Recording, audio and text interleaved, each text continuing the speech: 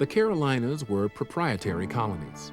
Pioneers from Virginia settled the northern part, while Europeans settled the southern part in 1663. The Carolina settlers wanted self-government, which the landowners or proprietors would not allow. North and South Carolina became a royal colony when the proprietors gave up their charter.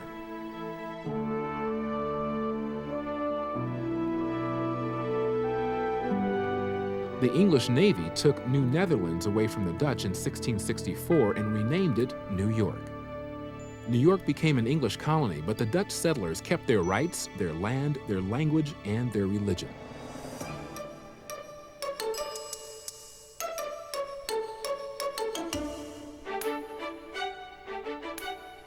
The colony of New Jersey also was formed in 1664. Additional settlers were encouraged so that the proprietors could earn money from renting the land. The land was later sold to Quaker groups so that people could have religious freedom.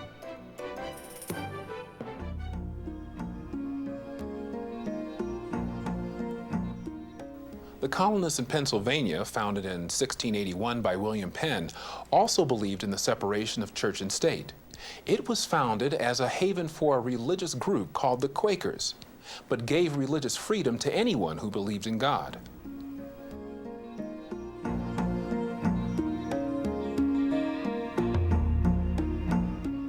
Delaware had been part of the colony of Pennsylvania in 1682. When the people living there decided they did not want to be governed by the Pennsylvania legislature, Penn let them have their own government.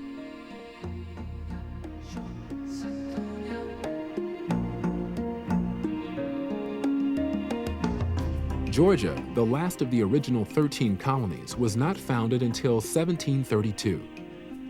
James Oglethorpe wanted it to be a haven for people who were in debt in England. They could have a second chance by going to Georgia, where the government gave them a piece of land to farm.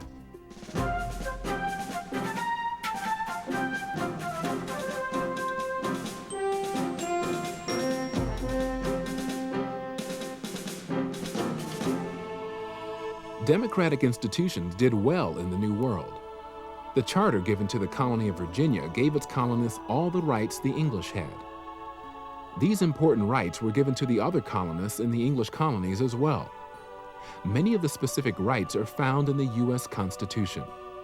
Another important right granted by the king to some of the colonies was the right to have representative assemblies. The first one established was the Virginia House of Burgesses in 1619. The colonists elected representatives who met to make laws for the colony. This is called representative democracy. Many of the other colonies followed Virginia's example. Other colonies believed in direct democracy. At town meetings, all voters from the town met to vote on the laws for their town. This kind of government is possible only in a small area because the voters needed to meet frequently. At the town meetings, the people also elected their representatives to the colonial assemblies. From the beginning, government in the United States has combined direct and representative democracy. Today, it is mostly representative, but some direct democracy still exists.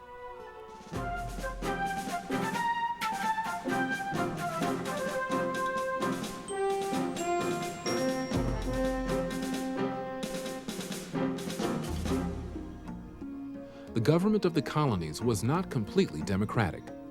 The king appointed governors in all the colonies except Connecticut and Rhode Island.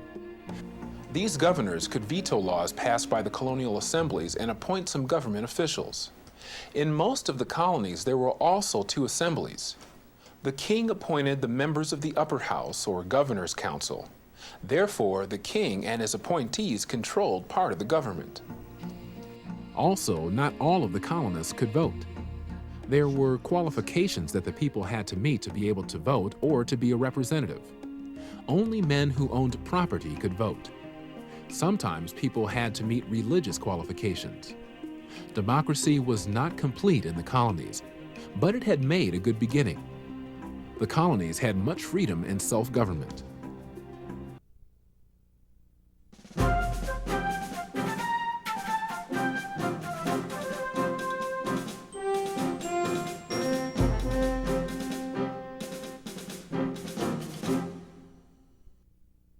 Now that we've reviewed the period in United States history covering discovery and colonization, let's review some of the important terms associated with this period in American history.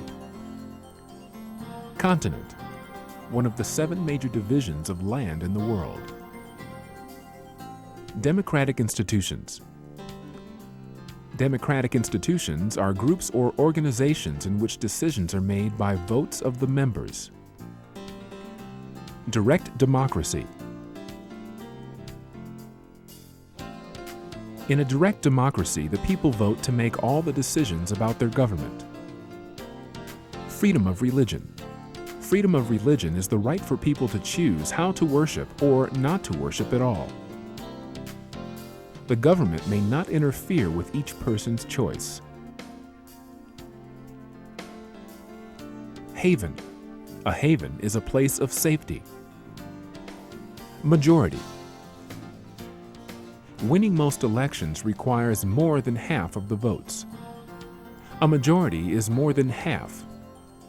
Principles. Principles are important values which guide people's actions and choices. Qualification. A qualification is a condition or characteristic that must be met. Eligibility. Representative assemblies. Representative assemblies are groups which make the decisions of the government. The representatives are elected by the people to make the decisions. Representative democracy. In a representative democracy, the people choose or elect officials to make decisions for them about their government. On some issues, however, the people vote rather than their representatives. Veto. A veto is power of the head of the executive branch to keep a bill from becoming law.